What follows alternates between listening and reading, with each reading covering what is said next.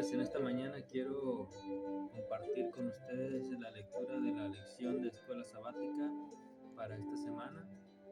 El tema es imágenes tomadas del matrimonio. Y la lectura bíblica se encuentra en Apocalipsis 19:9, que dice de esta manera: y él me dijo, escribe, bienaventurados los llamados a las bodas del Cordero. Además me dijo, estas son palabras verdaderas de Dios. La Biblia contiene muchas historias de amor que revelan poderosamente diversos aspectos de salvación y de amor de Dios hacia su pueblo. El matrimonio, la más íntima de las relaciones, es una escuela en la que, si participamos de ella de acuerdo con el modelo original de Dios, podemos descubrir profundas lecciones acerca de su amor por nosotros, de nuestra relación con Él y de lo que ha hecho para redimirnos. Las ideas modernas acerca del amor y del matrimonio han distorsionado nuestra capacidad de apreciar lo que Dios intenta enseñarnos por medio de la unión matrimonial. Aunque la pecaminosidad humana ha pervertido enormemente el matrimonio, aún es un poderoso vehículo para comunicar la verdad, incluso la verdad profética. Además de promover la dicha humana, el matrimonio debería ser una escuela en la que aprendamos profundamente lecciones acerca de nosotros mismos y de nuestra relación con Dios. Esta semana veremos lo que la palabra de Dios dice acerca del matrimonio y analizaremos ejemplos de matrimonios bíblicos adecuados e inadecuados. Esto nos ayuda a comprender cómo se relaciona Dios con su pueblo, incluso cuando éste lo decepciona. Además, aprendemos algunas lecciones acerca de su amor que nos servirá para entender mejor los eventos de los últimos días. Qué interesante estará la lección de esta semana. Que sea de bendición para todos los que estudiemos, que podamos no solamente estudiarla, sino también meditarla y ponerla en práctica. La parte del domingo dice así: una carne es el tema. Y el versículo de este día se encuentra en Génesis 22 y 23. Génesis 22 y 23. Te invito a que lo busques.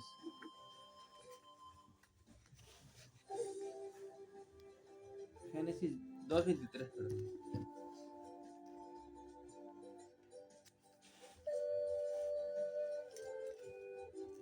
¿Lo tienes? Dice de esta manera: entonces Adán exclamó, esto sí es hueso de mis huesos y carne de mi carne, será llamada mujer, porque la del varón fue tomada. Y vamos a leer hasta el 25. Por eso, dice el versículo 24, por eso el hombre dejará a su padre y a su madre y se unirá a su esposa y serán una sola carne. Y Adán y su esposa estaban desnudos y no se avergonzaban. Pocas metáforas bíblicas subrayan tanto la intimidad de la relación que Dios anhela con tener la humanidad como la del matrimonio. Esta metáfora se utiliza con tanta frecuencia en la narración bíblica y aparece de forma tan señalada en el Apocalipsis que es imperativo que los estudiantes de la Biblia comprendan lo que Dios quiere decirnos cuando utiliza en la palabra. Vamos a leer también Efesios 5:29 hasta el 32. Efesios 5:29 hasta el 32.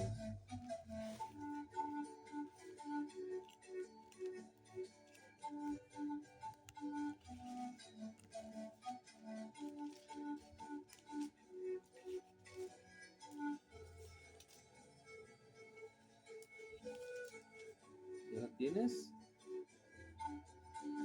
Leemos desde el 29, Efesios 5, 29 hasta el 32. Dice, porque nadie odió jamás a su propia carne, antes la nutre y la cuida, como también Cristo a la iglesia, porque somos miembros de su cuerpo, de su carne y de sus huesos.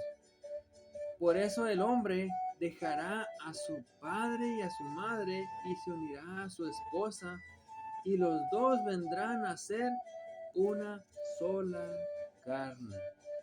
Y dice el versículo 32, este misterio es grande, porque yo digo esto acerca de Cristo y de su iglesia. ¿Cómo refleja el matrimonio humano el vínculo de Cristo con la humanidad?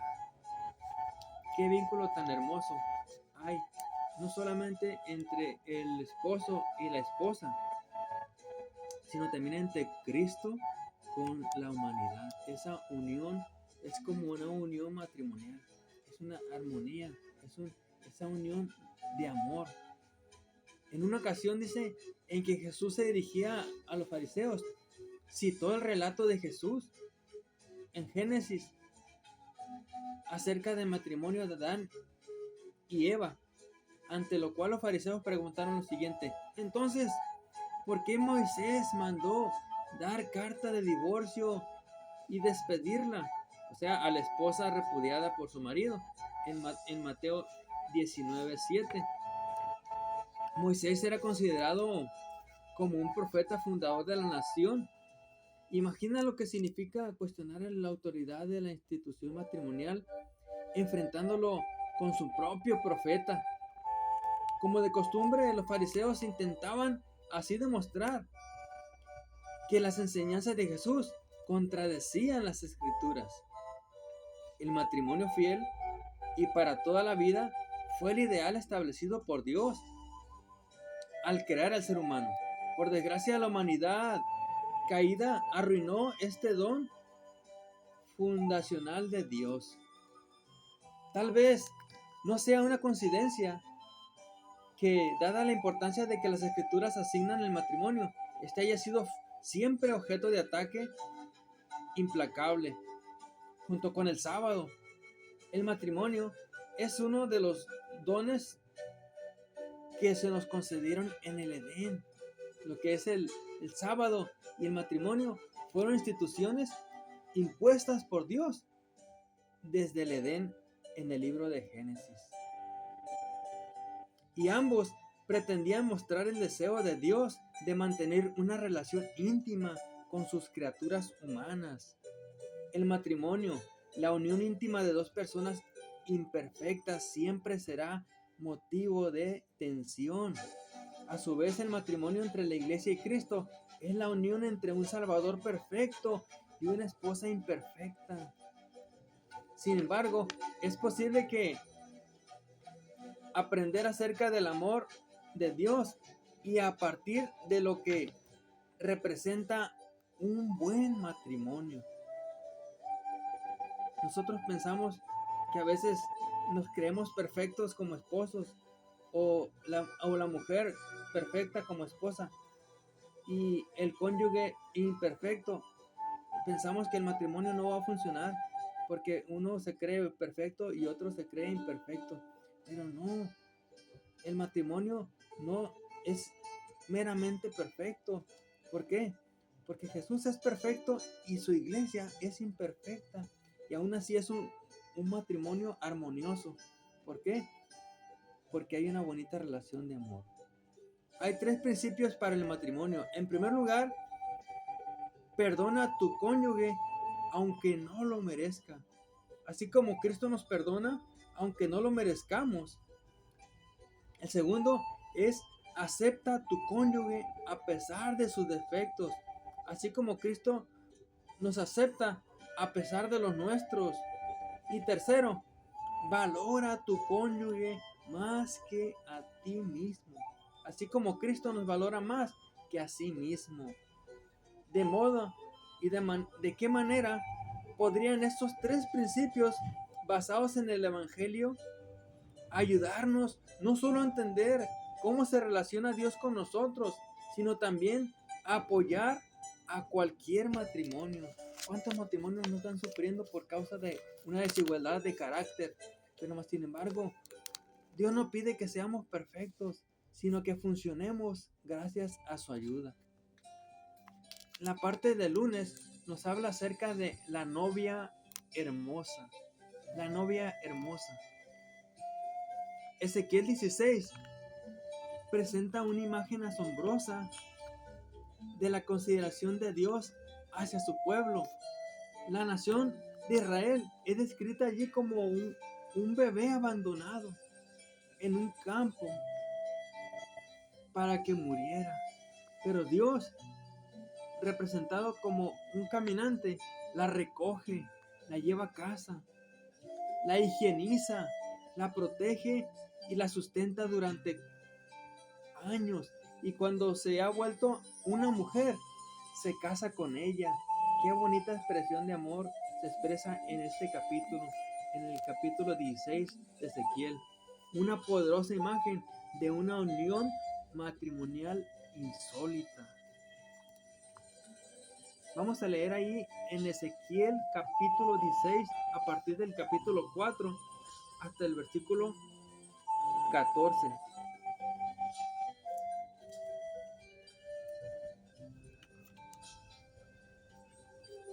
Que nos enseñan los detalles de la exaltación de esta novia, acerca de las intenciones de Dios hacia nosotros.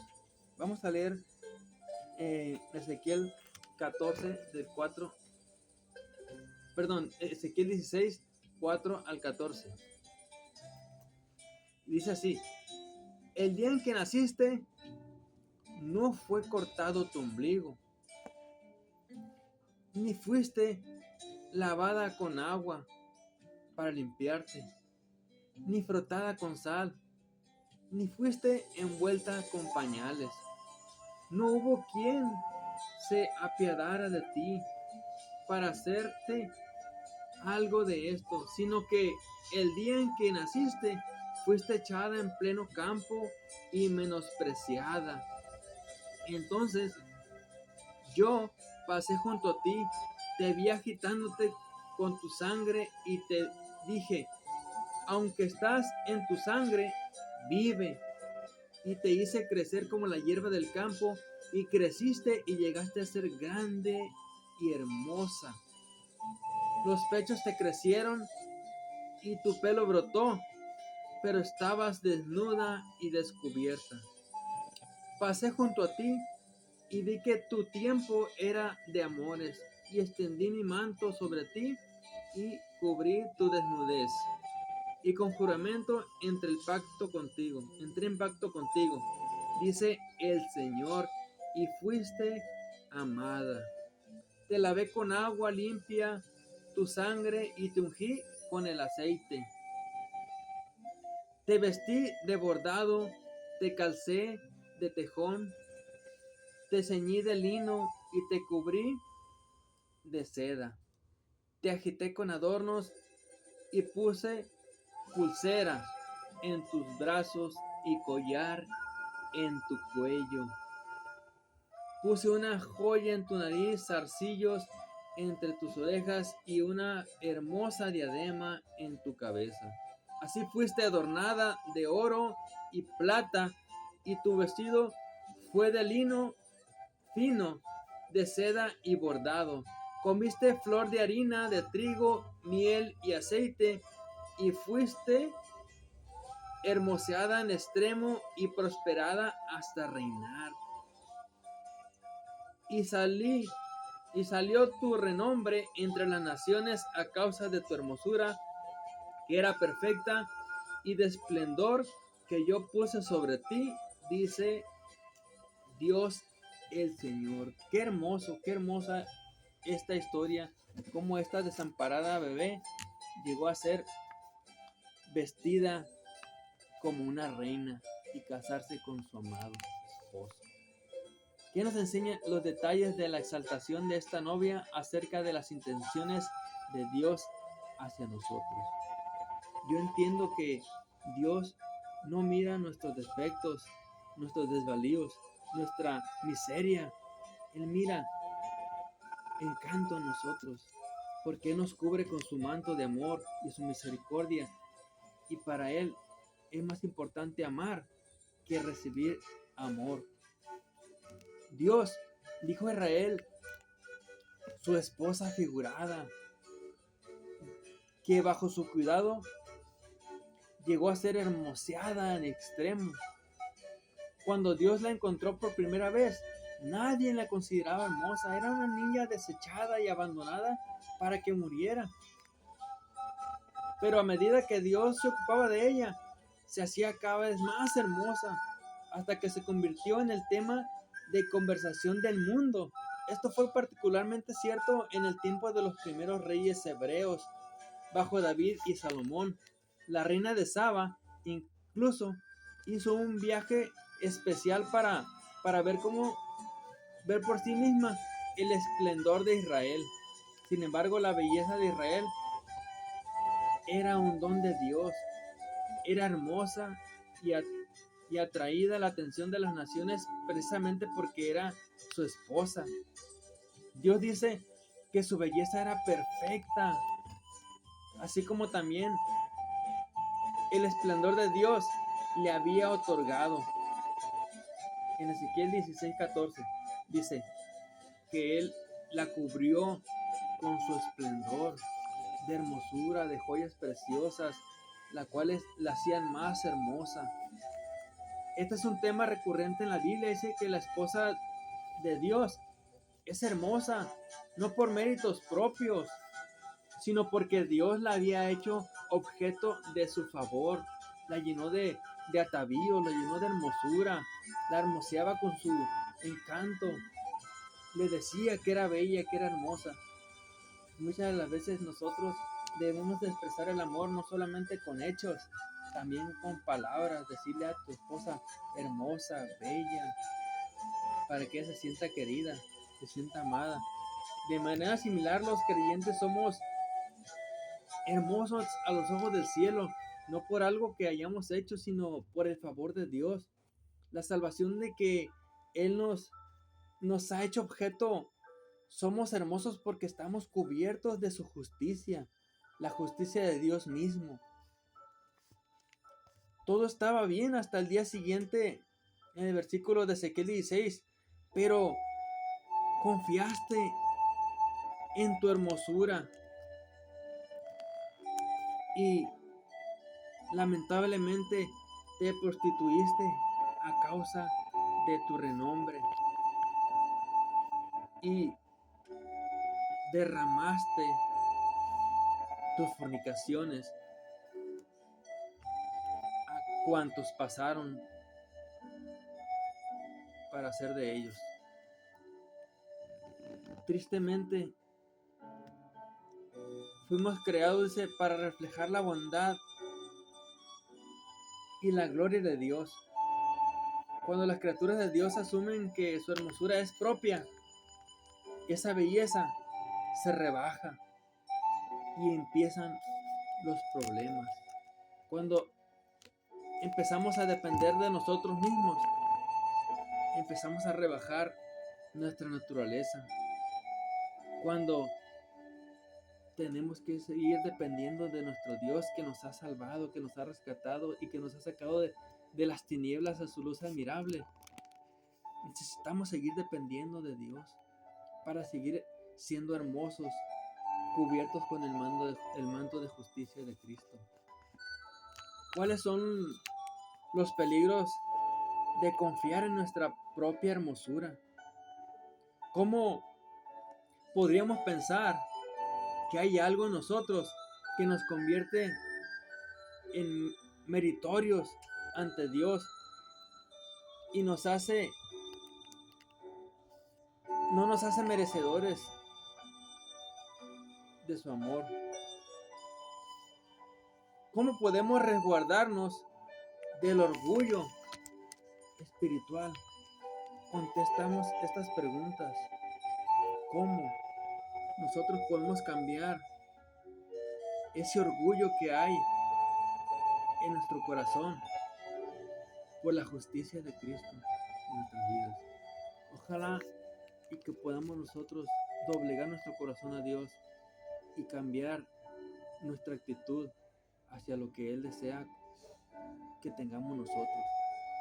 Un manto que nos cubra, un manto de amor, un manto de justicia, que hermosee nuestra vida, que cualquiera que nos vea diga, este es hijo del Altísimo, este es hijo de Dios, porque refleja el carácter.